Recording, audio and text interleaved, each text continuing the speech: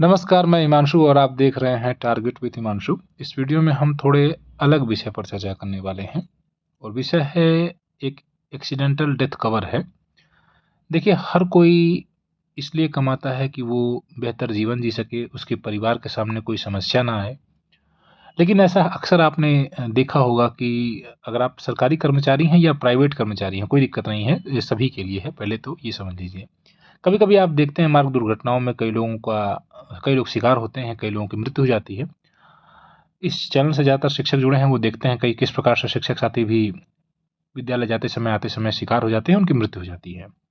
हर कोई ये चाहता है कि उसका जीवन बेहतर रहे, उसके परिवार के सामने कोई समस्या ना आए और सबसे ज़्यादा समस्या अगर आती है तो फाइनेंशियली यानी कि पैसे को लेकर आती है। और आज के समय में अगर आप देखें वर्तमान परिस्थितियों में तो सबसे ज़्यादा इम्पोर्टेंट भी पैसे को ही दिया जाता है, क्योंकि अगर आपके पास पैसा है तो आपकी लगभग 98% प्रॉब्लम्स आसानी से सॉल्व हो सकती हैं। तो ऐसा क्या है, मान लीजिए अगर कोई कमाने वाला ही है, अचानक में उसके साथ कोई दुर्घटना हो जाए तो उसके परिवार की क्या कंडीशन होगी? ये एक सोचने वाली बात है। अक्सर लोग कमाते अच्छा है लेकिन सोचते नहीं हैं, तो आपको सोचना चाहिए। और इस वीडियो में मैं वही थोड़ी-सी चर्चा कर रहा हूँ और ये है एक इंश्योरेंस आपका। आप और भी कोई देख सकते हैं, ज़रूरी नहीं है, लेकिन आप इसका विचार करें। वीडियो बनाने का मकसद यही है कि आप एक बार विचार करें। जैसे ये जो आपके सामने दिखाई दे रहा है, ये मात्र ₹1000 आपका इंश्योरेंस का है और इसमें 20 लाख का एक्सीडेंटल कवर, डेथ कवर है।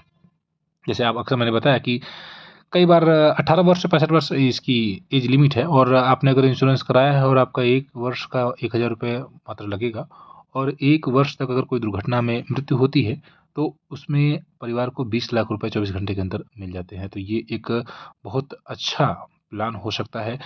अब आप कहेंगे अगर नेगेटिव सोचेंगे तो कहेंगे ऐसा नहीं होगा, लेकिन आप देखिए इस समाज में हो रहा है, घटित हो रहा है।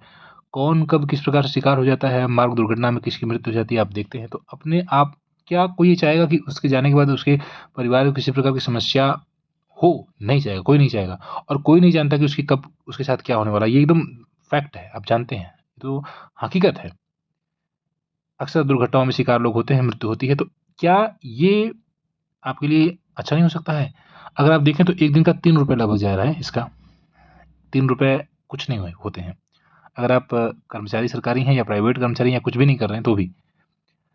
लेकिन अगर किसी ने इंश्योरेंस करा रखा है मात्र ₹1000 का, तो 24 घंटे के अंदर इन केस अगर डेथ होती है उसकी किसी प्रकार से, तो 20 लाख रुपए मिल जाएँगे।